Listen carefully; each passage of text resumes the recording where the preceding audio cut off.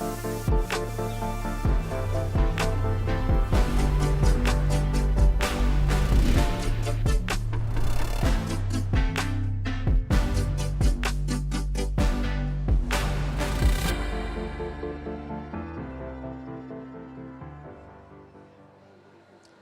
morning and welcome to this event of the Climate Action Coalition in partnership with the UNF CCC. My name is Chris Skidmore. I'm a former UK Energy Minister responsible for the UK's net zero commitment, but I'm now chair of the Climate Action Coalition that was launched by John Kerry at London Climate Action Week. The purpose of the Climate Action Coalition is to focus on real-world solutions, both in terms of policy, but also technology, delivery and implementation in order to meet our 2030 goals of trebling renewable power, doubling energy efficiency. And I'm delighted that we have this opportunity today to discuss two key aspects of meeting our 2030 commitments. Harnessing technology and innovation for NDC implementation is the overall theme of our discussion today, but we're splitting it into two half-hour panels, and I'm delighted to be joined by Lisa Wee, Chief Sustainability Officer of Aveva, Dr. Mauricio Bermúdez-Neubauer, Managing Director of Carbon Strategy and Intelligence at Accenture, and finally Stuart Bockhurst, Deputy Vice Chancellor of the University of Exeter. And this first panel will be focusing on AI and technology and innovation and looking at how we can turbocharge this for the future. And we're going to take questions from the audience with 10 minutes to go before we then come on to the second panel, which focuses on the power of partnerships and public-private collaboration. But to start with, I'm going to ask each of our panelists in turn, what do they feel that we should focus on when ensuring that technology and AI can drive change to meet our NDC commitments, and what their organization is prioritizing? So I'll turn to Lisa first. Thank you, Chris, and thank you for having me. At Aveva, as an industrial solutions provider of software, we think that it's really important that we ourselves are leading by example on our commitment to net zero, but where we can really drive the most exponential impact is through the solutions that we provide ourselves. So I spend a lot of time in my role working with our product teams to make sure that the solutions that we are providing for industry are helping around decarbonization, circularity, and resilience. In particular, we want to make sure that they are fit for purpose for the energy transition. It's estimated that digital solutions can help reduce emissions by about 20% to get to the 2050 goal. But we really need to make sure that we are building in the right capabilities for the technologies of the future. So just maybe to give one quick example of where we've been working with our teams around green hydrogen, making sure that they're able to use digital twin technology.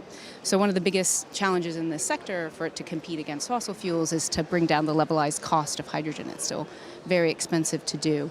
But through using digital twin, which is basically a mapping starting in the engineering phase of how you would be designing your plant all the way to how you would operate it, you can test all of the different variables. So if you change one aspect, you can understand how that's going to affect the rest of your production and see your sustainability, obviously, KPIs next to your economic ones. And that's really, really important because if we talk about Protium Energy Solutions in the UK, they're expecting that they're going to see a return on investment increase about 300% just by using digital solutions. And they're a leading provider of this technology in the UK and looking to help drive a plant that's going to have 1 ton of green hydrogen per day. And so we need to keep pushing forward on these solutions. And if we hadn't worked with our own product teams to make sure that they had built in all the capabilities for green hydrogen into these existing digital twin models, we wouldn't be able to support that. So, thank you. Mauricio, what should we be focusing on, and what is your organization prioritizing ahead of 2030? Chris, thank you so much. Thank you for having us on the panel. So just 2 words on Accenture. We're a professional services company, 750,000 employees worldwide, and we provide strategy, consulting, technology, and industrial services. So the scope for data, digital, and AI to accelerate both adaptation and mitigation impact we feel is enormous. We think it's very large. I mean, I'm just going to maybe go through a list. optimizing energy consumption, smart grids, predictive maintenance, renewable energy forecasting, efficient transportation, capital project planning, increasing agricultural yield, deforestation monitoring, waste management, and optimizing industrial processes, as we just heard. So, those are just a few examples where the technologies, and this is not just Gen AI, it's advanced analytics, it's next generation econometrics and statistics. There's a whole range of technologies that are going to just help us do things faster, quicker, better, at lower cost. And so there's enormous potential for it. And maybe we can go into a few examples now. All of these technologies are energy and emissions intensive, so we also need to figure out the way to deploy them at scale whilst reducing their impact. So we need the renewable energy not only for the energy transition, but also to power these next generation technologies that will enable greater and faster impact on climate action. Stuart from the University of Exeter, obviously innovation and technology runs through the higher education sector's blood. What do you see as being your focus and priority? So I think there's another way that technology is affecting how we tread on the earth and both the nature and climate change debates, and that's the change in how we consume things. We are moving from overwhelmingly consuming things which are physical to increasingly a trend to buy knowledge. A lot of the students at my university, at other universities, will spend money on downloading games, on playing games online, on apps and so forth. If my parents spent the equivalent of £1,500 in today's money on home entertainment, it would have been a whopping great big cathode ray television and a big home entertainment centre. If I spend £1,500 on entertainment equipment, it's this size. It involves very small amounts of physical resources. There's a book by Robert Haskell called Capitalism Without Capital, and this is just so that you know I'm from a university. I'm setting you all some homework to do. And it sets out how we're moving from creating tangible assets in the economy to creating intangible ones. Now, as Mauricio was saying, this is again something which of course uses energy in terms of the data centers and so forth. So we need the technologies that Lisa was mentioning as well to decarbonize. But I think going with the flow of the knowledge economy is actually something which can ease the task by easing some of the fundamentals.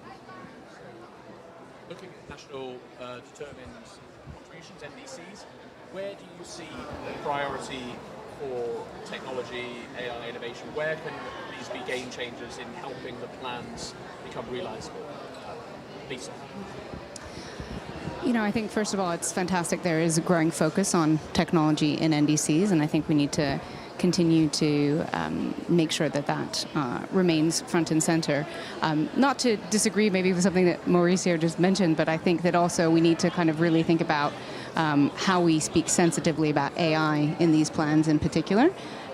Because of course with the new models that we are seeing around Gen AI, they are very energy intensive, they can be, but for somebody who's focused on software in the industrial sector, it's important to remember that AI is very much an umbrella term, and that in fact where we see some of the opportunity to really drive acceleration does not require Gen AI. It's better implementation of machine learning algorithms that can drive some of these very, very significant changes in acceleration.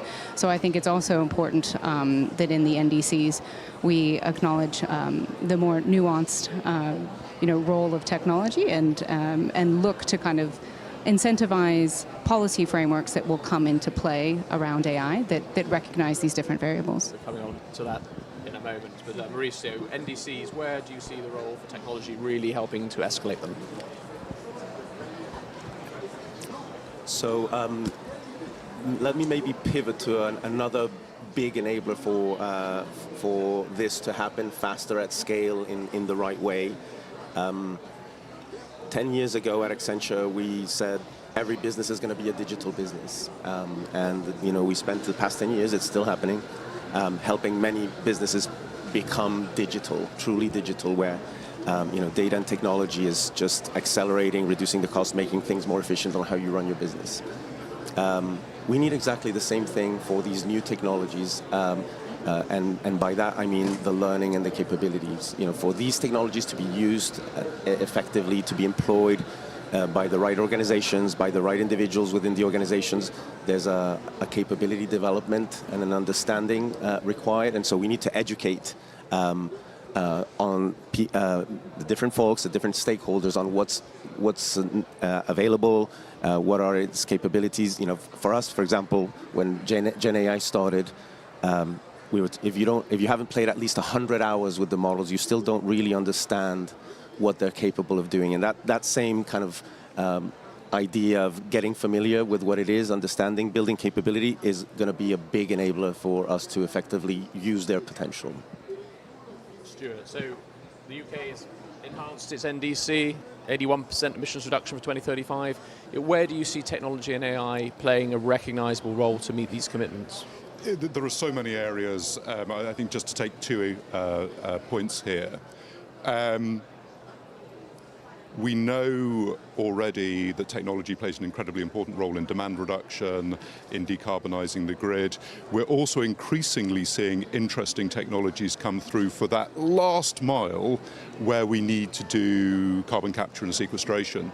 At Weymouth on the south coast of England, there's a new plant from a startup called Secure, which is pumping CO2 out of seawater. It's much more concentrated in seawater than in the atmosphere, so it's a more efficient process.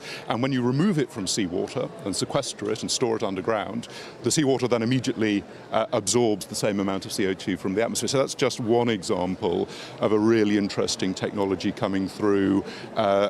In every area of this challenge, there are innovators and technologists bringing more through. On AI specifically, I think it plays an incredibly important role in demand management. But I used to have a business in machine learning and artificial intelligence, and so I sold it a couple of years ago. And there was a constitutional scholar called Walter Bagehot who said that the cure for admiring the House of Lords is to go and see it in action. And having actually been really in the weeds of creating AI programming, I sometimes think that and when you talk to the academics and the scientists working at the front line, they are perhaps slightly less giddy than the sort of the journalistic narrative can be. So AI has an important role, but alongside a lot of other technologies as well. So we're going to be coming to questions from the audience in a moment, so get thinking about what you'd like to ask. There's going to be some roving mics going around the room. A final question from me, Lisa touched on it, around policy frameworks to be able to unlock delivery. Are there any particular areas where you see either legislation or regulation being essential for 2030? I'm really keen, because the Climate Action Coalition is very keen to find specific areas where we can promote scaling up technology and AI and innovation. What policy frameworks would you like to see being rapidly adopted? Yeah, I think, again, continuing to focus on the skills to make sure that we are able to actually make use of the technology is going to be very important. I think we spend quite a bit of time thinking, how do we make sure that the digital divide doesn't become an AI divide? And so again, I think there is an order here. There is a certain, yes, AI is very exciting, but there's still so much work to be done at a foundational level. Again, working with industry, the data shows that about only 30% have done digitalization at scale successfully. So if you're jumping straight into AI, you're not actually going to be able to leverage things. And it's also very important that, to some of the points that were made earlier, including by Stuart, we're very clear about the problems that we are trying to solve. So that's where I think, again, making sure that we do have sensible legislation around AI is going to be very important. Mauricio. Thank you. I completely agree with your comments there, Lisa. Building on that, I think and we're already doing it, deploying AI responsibly is going to be a critical part, and I think there are already many initiatives around legislation looking at responsible AI. In terms of, I think maybe not to go into all of the discussion on the many things that and biases and that we've heard around it. And just coming back to that point, we need it to also be green AI. Accenture co-founded with Microsoft, for example, the Green Software Foundation to ensure that digital data and digital technologies are deployed with the lowest environmental impact possible. Now that AI is adding to the existing growth in data centers that we're seeing, we need to focused that it's green AI that we deploy. Stuart, you mentioned the House of Lords. I know the University of Exeter recently published a climate change guide for parliamentarians. What would you like to see them focus on in terms of helping to build the policy frameworks in place to scale up AI? So we recently actually led some research globally on what policy decisions make the greatest difference. And I probably should explain, for those who don't know, Exeter University has more of the world's top 100 highest ranked climate scientists than any other university on the planet. So we have this amazing concentration of expertise. And what the research showed, looking at taxes, financial incentives or mandates, that the most effective way of driving change and of really bringing industries forward is mandates. So the recommendation based on that research is that legislators would focus on mandates, for example, from phasing out petrol and diesel engines, phasing out coal, and if you search, I'm sure you will be able to find, we actually specify exactly the mandates that we recommend both in developed and developing countries. So that, Chris, is going to be the most effective way that lawmakers can nudge the process forward. Thanks very much. So now we're going to turn to questions. I said there's mics going around the room. Anyone would like to come in with a first point, and if you're able to mention your organisation you're from, that would be really helpful for those who are watching online as well. Would anyone like to kick off a question for a discussion? Not yet, a bit shy. Gentleman here. Always have to ask twice, but here we go. Hello, thank you. I'm Paul Beckwith. I'm with the Climate Emergency Forum. Can you talk about the role of AI specifically for carbon dioxide removal and also for solar radiation management techniques? That's becoming more and more clear. We're going to need everything in our toolbox because climate's just getting out of control. Okay, so might start with Stuart, but you mentioned the specific work you were down in the southwest. Any thoughts, obviously, on where we are more broadly and also whether we should be looking at geoengineering? I'll turn to geoengineering second. Machine learning plays an incredibly important role in being able to understand which techniques are most effective. And this comes back to what Lisa was talking about, digital twins. So effectively, when you're setting up a CDR system, you need a digital twin to analyze and understand the most effective ways before you're building what's very heavy infrastructure to put forward. So I'd say in terms of machine learning, data science, that is one of the most important roles it plays there. Geoengineering, to give a flavor of the fun of working in a university, two papers published in the last couple of weeks by two of my most distinguished colleagues. One argues that geoengineering is absolutely essential. The other argues that it is absolutely essential we do no geoengineering whatsoever. This is, I think it's fair to say, a very live debate in academic circles. What I would say is I think we need the research to happen because the whole process of peer reviewing research allows people to put forward their arguments, to have it torn to shreds. And because this is so important, I think it is essential that we have that happening in a proper peer-reviewed way so that we can see then ahead. There are concerns on geoengineering, firstly, about unintended consequences. But secondly, if I come actually back to CDR for a moment, CDR this year has removed carbon dioxide equivalent to 1/1,000,000th of that which has been pumped out solely by fossil fuel burning alone. So we know that CDR, and likely for geoengineering as well, is not something we can rely upon. It's simply not at the scale. And there's a real risk that we tend to think of these things as excuses, so we don't do the hard yards of decarbonising, of reducing emissions.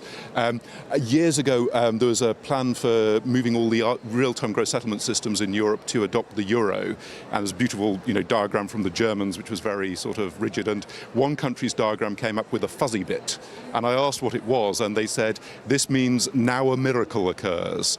And we have to be very careful on something as vital as climate change, that we don't simply rely on an assumption that at a point ahead, a miracle occurs through geoengineering or CDR in an unproven way.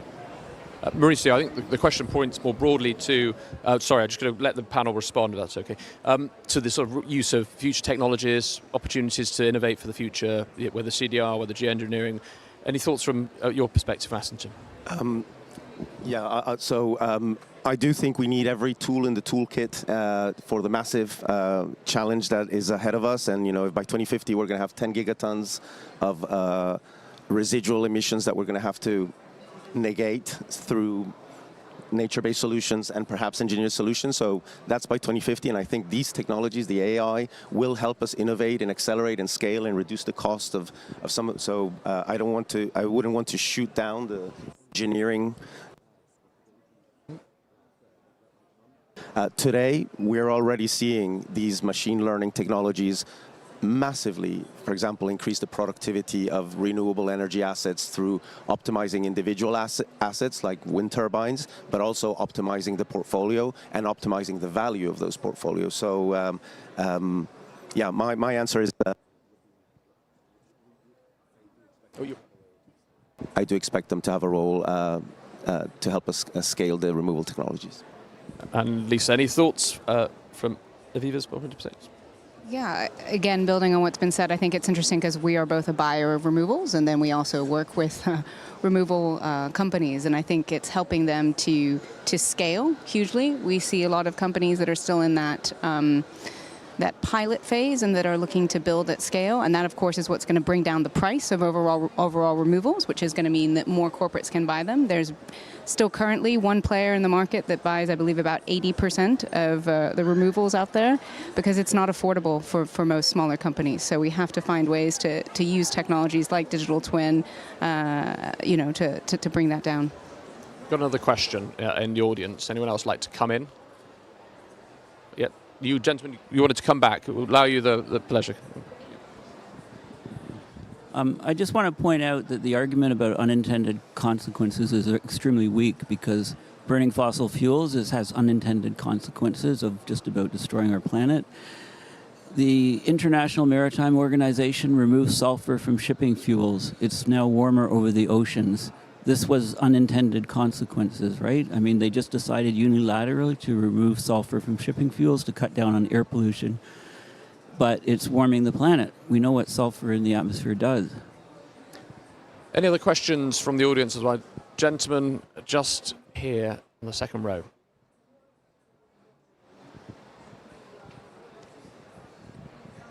Thank you. So I'm Jens from the Danish Society of Engineers. So Denmark is ideally located for data centers. We have loads of renewable energy. We have district heating for surplus heat and high energy security. How do you see the data centers being able to also support the power grid? We hear about load shifting, but it's not something that we see at scale. Lisa, can I start with you perhaps on data centers? I think you mentioned earlier on the rising energy demand. Would you like to give your thoughts? Yeah. I think this is a really interesting space where we're also going back to the policy frameworks, actually seeing more and more emerging regulation around what an efficient data center should look like. So I think we should expect to see more of that. I think, again, their regulation will play a role, but it's important to be using digital technologies to help do exactly what you're saying, both do the load and balancing, but also just increase the overall efficiency, and not just to focus on energy, but also to look obviously at water usage. I think that's another area where we're going to see a growing focus come. Mauricio. Yes, not being a technical expert, what I know from what's being demanded right now in the market, data centers need baseload. That's why we're looking at SMRs, small modular reactors, nuclear, small nuclear for data centers. So from my remove vantage point, I don't know if there's a lot of flexibility that they will be looking to provide into the grid, unless there's very, very high value of the payments that might come for offering that flexibility. And I think we have lowest cost sources of flexibility, the batteries and the hydro and even the nuclear power stations if needed. So that would be my, but I'm not an expert. Perhaps the folks that really know about this might say a little bit more about the flexibility of data centers. Stuart, any thoughts? I don't think I've got anything to add to what the other two have said. That's all right. Well, we've got a final question at the back here, I'm afraid. Gentlemen, want to come in here before we wrap up? Hi, good morning. I'm Alek. I make content on climate. My question is, can you explain how methane leaks are being tackled by AI and technology? Oh, Mauricio, keen to come in on this one. So I didn't plant that question, by the way. So we're working with Duke Energy. This is in the public domain, using satellite technology to look at the plumes through infrared, for example. And we take that data, we combine it with Duke Energy's enterprise systems and help them more rapidly deploy the field force to, for example, go and remediate when a leak has been found in their distribution and transportation system. And for other clients, these I cannot mention, in upstream energy production, we're already combining the data, the satellite data, with drone data, with IoT data from ground level sensors to provide a more comprehensive picture of fugitive emissions and enabling not only remediation action, but also predictive action, through machine learning models and so forth that can, tackle the issue even before the fugitive emissions might occur. So very concrete. And by the way, methane, I don't know, for those don't know, if we tackled methane from oil and gas and other energy production, it would be an enormous chunk of emissions removed globally, like up to the scale of almost electrifying a good chunk of the global internal combustion engine fleet. So a huge opportunity there. Any other thoughts from the panel on methane before I bring a session to the close? I want to just finish by asking each of the panelists, there's an area of core focus that you wanted to leave as a takeaway, just to end in summary. I'll start with Stuart and work backwards. If we think back 4 years to the pandemic, we were all huddled in our homes, waiting for scientists to discover the vaccine that could give us the way out. On climate change, the scientists have already found the vaccine. Look at the IEA reports, look at the IPCC reports. We know in incredible detail what we need to do, certainly to halve emissions by 2030, and pretty much how we get to net zero by 2050. The challenge now before us is in the delivery of that. And that really is where research and business need to come together to find the ways to implement the answer which is already before us. Brilliant. We are ingenious animals. We've put a person on the moon. We've sent probes out beyond the outer limits of our solar system. We've split the atom and we've put a Daffy Duck ringtone onto our phones. I believe in humanity. I believe in our ability to provide the answers ahead. So for me, this is about channeling that ingenuity, Chris, into this vital question. Mauricio, final minute from you. So to get very practical, I applaud Stuart's optimism. I think to be able to act now, we need collaboration. We need to do business differently. We're seeing some great examples of suppliers starting to work with their customer partners, moving from the just seller relationship to partnership relationship to decarbonize the value chain. We need to do this at the intersection of AI, for example, because this is the topic, but in many other topics, I think that collaboration, doing things very differently is what we need, because if we do the same, we absolutely will not get there. Thank you. And finally, Lisa. So, of course, we need to leverage artificial intelligence, but it's human intelligence, essentially, that will continue to drive that ingenuity and get us to where we need to be. And we need to remember that with all the focus on AI, there are still 2.6 billion people that are not even online. And that continuing to bring them along on this journey and to make them part of this digital transformation is going to be absolutely key to overall success. Brilliant. Well, thank you so much to our panelists for joining us in this first session. We're going to now move on to our second session, which actually several have touched upon this topic around the power of partnerships and how we can really look at enhancing the ability for the private sector to be involved in the future. But thank you, Lisa, Mauricio, and Stuart. If you could leave your headsets and microphones on the chairs, and I'm going to introduce the next panelists to come on to the stage. So please, could I introduce Rachel McEwen, Chief Sustainability Officer for SSE PLC, and Rika Rickardson, Executive Vice President of Business Development Innovation at Landsverken. And I think Ricky, I think is for short. I'm not sure whether we have Francesco Lacameron, who's Director General of ARENA. Yes, we do. Excellent. Well, if all three panelists can come to the stage, that would be fantastic. Francesco, maybe if you could sit here, and then we'll have Rachel and then Ricky at the end. Thank you. So yes, you will in this silent disco mode. Oh, you've already got yours on. That's fantastic. Ricky and Rachel, if you put your headsets on. So, as I said, this session focuses now on the power of partnerships and how we can scale up. Francesco, we open by saying that the Climate Action Coalition announced by John Kerry earlier this year focuses on 2030, trying to find real-world solutions, real-time opportunities to deliver for our commitments on the trebling of renewables, on the doubling of energy efficiency. So we're really keen to use this session today to talk about what needs to happen now, where are those opportunities to identify real-world solutions that we should scale up globally, and that'll be very much the theme of today. So I wanted to start by asking the panel, what are key initiatives that your organization's already involved in to increase that collaboration for accelerating the capacity and deployment of key technologies? Francesca. So, thanks for the question. Thank you. I think that's so. As Arena, we have many stream of works, and in all stream of works, partnership are relevant.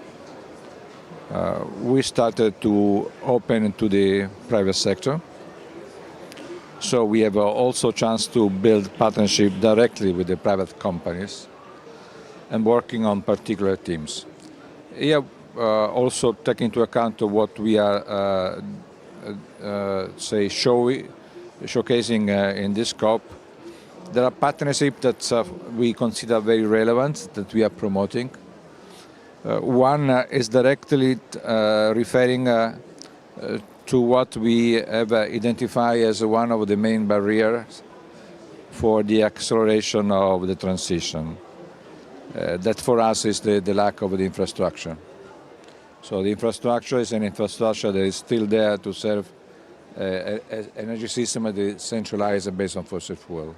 It's not ready for a decentralized energy system as it will be with more renewables into the grids. So one of the partnerships that we have been promoting is the one called UNESA, is an alliance of all the utilities that are working on energy transition. We have now something between 45 and 50 utilities in this partnership. A part of the idea is how to better interconnect domestically and country abroad. And so on this also technologies relating the managing of the grids is very important. So we need grids that are interconnected, flexible, balanced.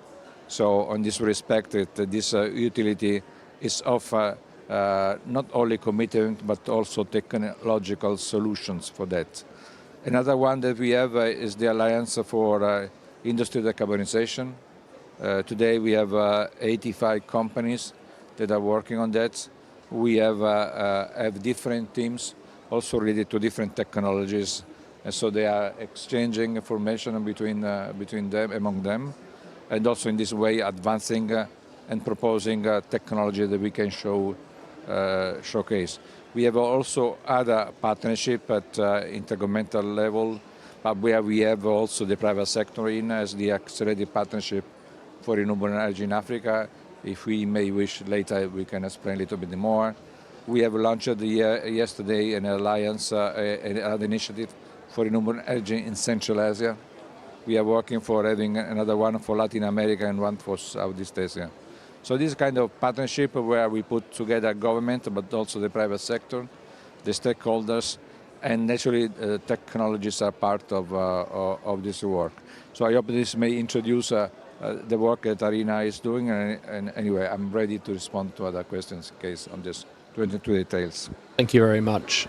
Rachel, SSC, initiatives that you were providing additional collaborative opportunities.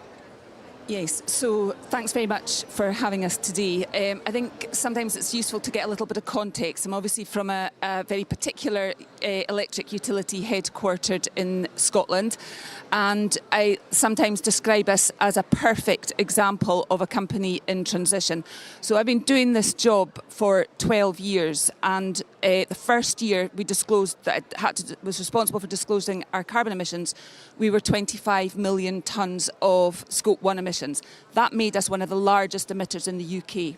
This year, the equivalent number is 4.3 million tonnes. It's not zero, and the whole point of this is the power sector's got to take carbon out of power before everybody else, because how on earth is everyone else going to get carbon out? So that's quite important. Now, in the way in which we are taking the carbon out of the electricity we generate is by closing coal, by building masses and masses of renewables and running our gas turbines less. And that's how everybody's going to do it. But arguably, the most important thing we are doing to decarbonise the whole of the country is building out the grids. So the point about infrastructure, you can't have more renewables unless you've got more grids to connect them to. So if you know anything about Scotland, you will know, or about the UK, you will know that we have an abundance of renewable resources, probably world-class precipitation, and wind resources that are arguably quite enviable too. So, but of course you'll also know that that's not where the majority of the people live. They live in the south. So we need to take what I call shed loads of renewable energy from the north of Scotland down to the place in the middle. Now this is where it gets to collaboration, because this is important. The world is full of monopoly grid systems. By definition, there's no grid system that's in competition with another one. That's why we've got to collaborate. We need to, through UNISA, which you mentioned, we need to get good standards, we need to get things. There's no point competing on this. It's all about collaboration. The one thing we are competing for is our supply chain. And we need to take that out. We need to stop competing for that. And we need to have common standards and a common approach, because this is a global challenge and there's no point in different grid systems competing. Thank you. Ricky, what do you see for your organisation as opportunities for collaboration and partnership? And thanks for having us here today. Really a pleasure to be on this panel. I want to stress the concept of competitiveness to address climate change. I want to start by giving you a brief context of who we are, where we come from. We're Landsvirkjun, the national power company of Iceland. We generate about 15 terawatt hours of energy now per year of renewables from hydro and onshore wind and geothermal resources. And basically that's part of making Iceland's grid fully 100% renewable in electricity, as well as in heat, and now we're working on transport. The way that we have done this through the years is by basically building at scale. So partnering with power-intensive international industry, do long-term PPAs, long-term partnerships, and we brought aluminum industry into Iceland, data centers into Iceland, ferrosilicon into Iceland, silicon metal into Iceland, now land-based farming, aquaculture into Iceland. And that's the way we compete, and we do solutions that work to reduce emissions. And at the same time, we address security of supply for the public, and that way ensure a just transition. So that's what I would like to stress today. In addressing climate, we must make sure that we also address competitiveness, value creation, job creation, and ultimately ensure our own security. So those would be key points that I would stress. Thank you. This session focuses on NDC implementation. Obviously, revised NDCs being published during COP. What more can governments do to ensure, as part of that NDC process, there is enhanced private sector opportunities for partnerships and innovation? Francesca. So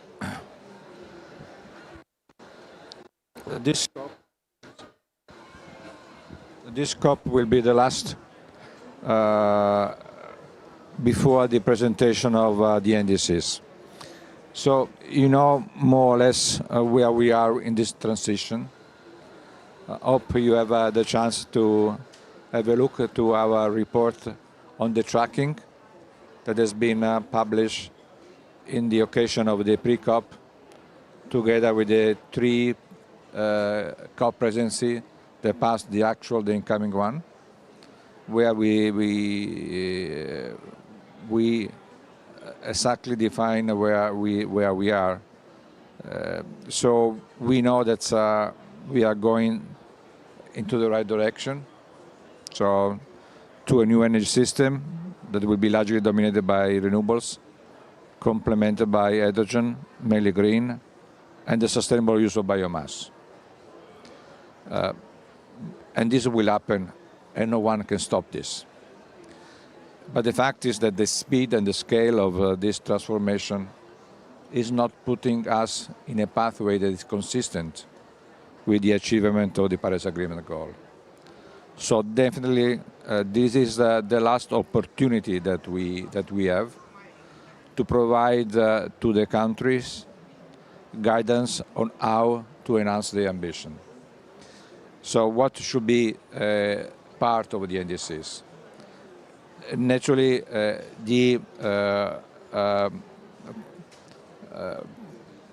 partnership with private is relevant, but always the question is which are the priorities in this edition of the NDCs. So we made clear our narrative that if you want to accelerate the speed and the scale of this process, we have to overcome some structural barriers. These three structural barriers are the infrastructures, so the grids, the port. The grids has to be interconnected, flexible, balanced. The port should be able to trade ammonia, hydrogen. So we need a big effort on that. So on this UNISA and this collaboration with privates. So, but this barrier has to be tackled through the NDCs. Another area is the fact that our legal environment and our market is still designed for a fossil fuel economy and centralized economy. So we still make the price on the basis of marginal cost. And this is not favorable for renewables.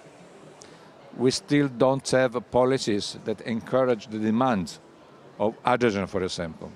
It's true the hydrogen is still more costly than other option for decarbonize the heavy sector. But this was also with renewables 10 years ago. So we need policies for that. We need a market that is designed for that. And we have also to work on capacity. So a decentralized energy system is more resilient, is clean, provided for more jobs, have a more positive impact on the GDP, but it's less easy to manage.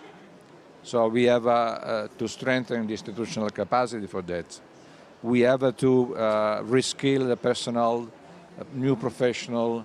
So the NDCs should be dealing with the overcoming of the systemic barrier. And naturally, in this context, public and private has to work together to be effective in this process. Thank you. Rachel, your thoughts on NDCs and that opportunity for additional collaboration? So I completely agree that the NDCs need to be about plans and actions, and there's a bit of an analogy to my corporate world, and one of the things I've always said is that we've gone through a period of target-tasticness. It's almost like a frenzy of setting targets, but targets are simply actions in theory, they're not yet actions in practice. And in my world, there's a big focus on net zero transition planning and the requirements on corporates to produce credible quality net zero transition plans. That's exactly what we need the NDCs to be doing. Quality with specificity and really down to the granular nuts and bolts of what needs to be done. So we need that plan and that specificity of plan, and then of course we're needing the policies. But the thing that I want to say about policies is that we don't just need policies, we need high quality policies with capacity and competence in delivering them. And I sometimes think that we're not maybe focusing enough on capacity and competence. And I'm just going to give you an example. I know that everybody talks about permitting and consents, and it's really boring and it's the nuts and bolts, but this really matters. So I heard Chris Stark, who used to head our Climate Change Committee, say the last coal plant that's just been shut in the UK, it's been around since the 1960s. It took 3 months to get permitted to go through the consent system. SSE has just completed an onshore wind farm on Shetland that took 18 years from conception. We've got currently an offshore wind farm that's in the planning system that's been there for 2 years and is still there now. It's one of the most important projects to get to net zero. So this point about capacity and competence, we shouldn't underestimate how important this is to deliver what we're looking for. Thank you. So we're going to go to questions in a moment. So get ready to thoughts about what you want to ask, and there'll be roving mics going around the room. But I'm going to turn to Ricky to give your thoughts on NDCs, what you think needs to happen around building that private collaboration. Sure. I'd like to second the points that both Rachel and Francisco were touching on. First, start with the land that Rachel was basically touching on. We need to make the permitting and the land available to do competitive renewables. And that means basically carving out part of our land. In Iceland, all of our power infrastructure is on 0.6% of Iceland's land. And we need to have politicians commit to having land use for renewable energy generation, competitive renewable energy generation. In Denmark and Norway, the same percentage is about 1.5 to 2%. Iceland's at 0.6, and it's because we have a relatively big country compared to the population that we've been able to do what we do. But we need to have commitment to land use for competitive renewables. And then we need to have commitment to land use for connecting those renewables. So that's where we start. That's the first one. That's the land use and the permitting. And we can actually outdo Rachel on her 18 years.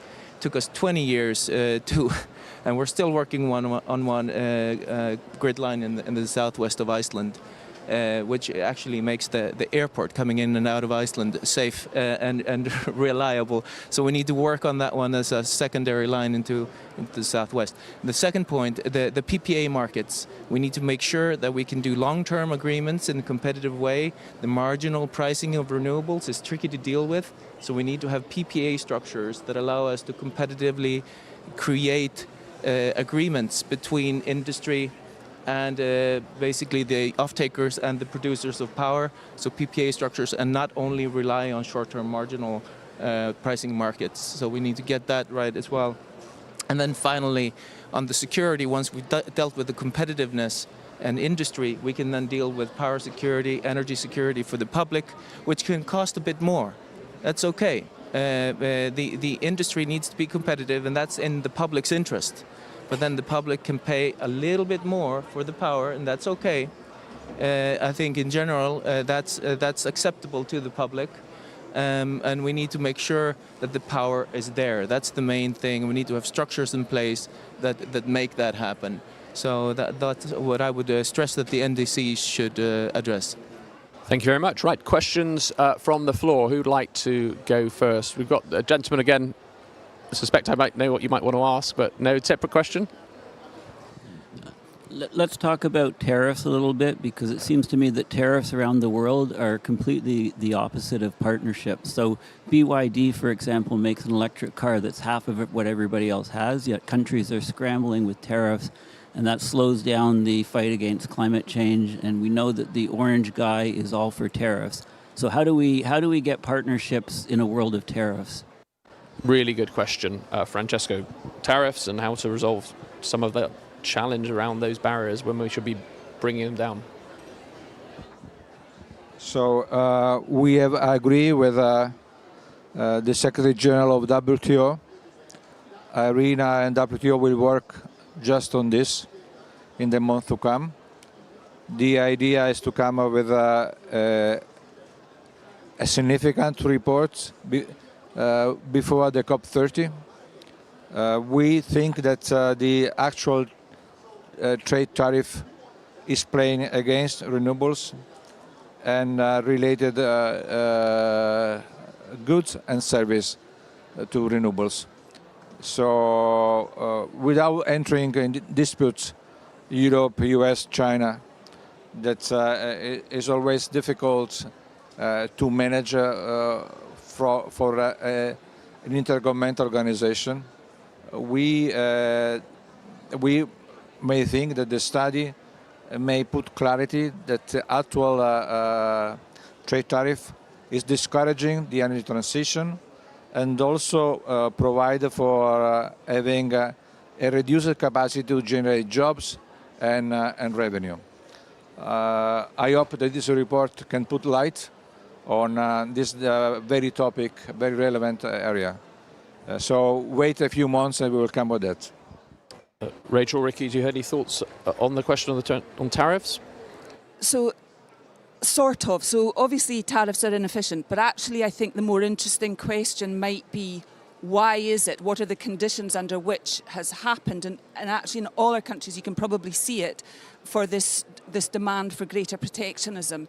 And I actually think this is quite deep, and it gets to some of the questions around a fair and just transition. So in my little corner of the world, you know, probably doesn't hit the radar particularly, but the sense that the people who are experiencing the energy transition, that they want to get a share of the action, that they want to feel the benefits. So if you were to speak to our stakeholders, and our trade unions and community colleagues, what they would say is that they see none of the benefit of all these wind farms and all this transmission infrastructure.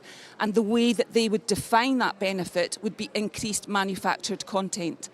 So we're under all these pressures to demonstrate and to share the wonders of climate action, because there are some wonderful things associated with it. So there has to be a balance here, and we need to work quite hard, because if we're not bringing these people with us, they're going to reject and they're going to make these consenting processes 20, 25 years. So we do actually need to find a balance. Now, I don't believe for a second tariffs are that answer, but it's a part of the same sort of thing going here, and that's what we need to, and we're all responsible for that. My company is, as are the governments that we work with. Thank you very much. Rick? Yeah, I'd like to touch on this topic for a moment. So I think tariffs can be part of a picture that helps make basically the security an argument, a point in how we produce and where we produce. I think, of course, we do want ultimately to have trade between countries and specialize in what we're competitive in each region. And ultimately that's where we want to be. While we still have some differences in how we approach things, some different aims in Europe, for instance.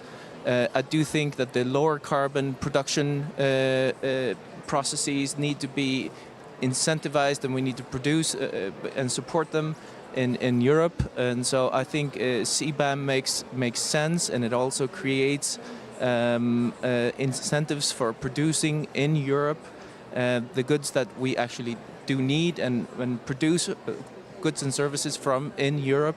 So just while talking on basically our own perspective on this being in Europe. So I think there is a place for this to have regional, local manufacturing of goods, even though they're not the most competitive. But ultimately, in the long term, we want to specialize in what we're good in around the world and have trade. Thank you very much. We've got time for one more question. Gentleman right at the back's raised his hand straight away, so if we pass the mic over. Hello, my name's Matthew Carr. I've got a climate website, carzy.org. I'm just interested in NDC implementations all about tighter and tighter emission reduction targets or emission limiting targets. So how important is it, according to especially Rachel and Rick, if you've got to set your corporate climate targets and emission targets, how important is it that you have good quality carbon credits to get hold of? And how will that fit in with the company targets, which also need to be tighter and tighter? Okay, maybe Rick and then Rachel and Francesca, if you have any comments, welcome to give them.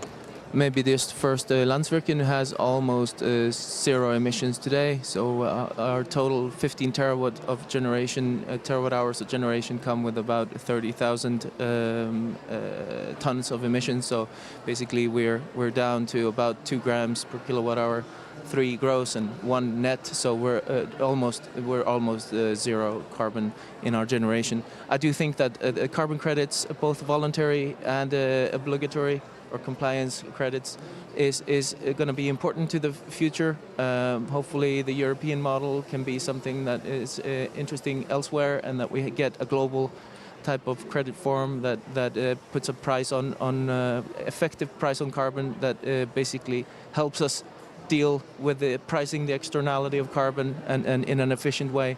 So yes, we think that should be part of the solution, and Iceland is already dealing, of course, in international credits already, both voluntary and compliance. Rachel, we saw Kerry McCarthy, the UK Minister, published today their integrity framework for the voluntary carbon market. Have you got any thoughts on whether that's relevant for SSE? So we have been very deliberately very cautious on this. So deliberately we are not committing to that. Because you think, I mean, I kind of made it clear, 25 million tonnes, what's our first job? We've got to get that down to residual emissions. And in some ways, I don't want us to be distracted by it. Now, that's not to say that we're not thinking about it, because we are, and we're doing work around nature-based solutions. But the primary reason for those nature-based solutions is actually for nature, where the happy consequence just happens to be that there might be some carbon sequestration. But so the primary reason for doing it is not carbon. It is for climate adaptation or for restoring nature. But we're using the opportunity to understand what contribution does it make to climate mitigation as well. I do know what my residual emissions are going to be round about 2035. We're going to be down to about 500,000 tonnes. So we do know it needs to be dealt with. There's a bigger debate happening in the UK about the use of BECCS. Again, we would be very cautious on that because we're concerned about some of the other sustainability impacts. So right now, we're really clear what our job is, which is to get down the abatable emissions as fast as we possibly can, and then we will deal with the next bit. Francesco, any thoughts on mitigation elsewhere for the power sector? Obviously, Article 6.4 has been agreed at this COP. Will that make any difference to the work you're doing? I was saying at the event a few days ago that I still feel guilty about how the Article 6 was written in Paris. We as a negotiator, I want to join all the others on this, we didn't perfectly understood the change of the system from a mandatory Annex 1 system to a system that was not anymore mandatory, based on the voluntary aspect of the Paris Agreement. And also on that article there was a very strong ideological component. People say that it was not possible to monetize the value of the nature. So the result was that article that is very difficult to implement. So I think the carbon credit on a voluntary scheme can apply only if there is a legal framework for making it working, as has been done in the European Union. What we are trying, in my last response to this, we are trying to use in the context of de-risking the carbon credit. So we are working with MIGA at the World Bank for a new scheme where we de-risk investment through the use of carbon credits. It's still challenging to understand how this will be figured out into details, but we are working with MIGA and also the other sector of the World Bank for coming for something that may be possible work in this context. And naturally, we wish to wait and see how the COP, the negotiator, will come up with some elements for better understanding how Article 6.2 may work. Thank you very much. I think we've come to the conclusion of this session now. I want to thank all of the panelists, both of this session and the previous session, for their excellent responses to a wide variety of questions that were asked. And thanks to the audience. It's a full house today. We really do appreciate, as the Climate Action Coalition, this opportunity to partner with UNFCCC. I think the value you've seen in the discussion has been self-evident. If anyone's interested in joining the Climate Action Coalition, I said we were established by John Kerry earlier this year to focus on real-world, real-time solutions, how to scale up to meet our commitments for 2030 around the trebling of renewables, doubling of energy efficiencies. We have 5 task forces that we've established. Please do get in contact with representatives from Climate Action who are in the room today, and hopefully we might be able to take forward this conversation in the future. We'll be at all major climate events, in particular London Climate Action Week, New York Climate Action Week, and we look forward to working with you in the future. And thank you again to UNFCCC for giving us this opportunity.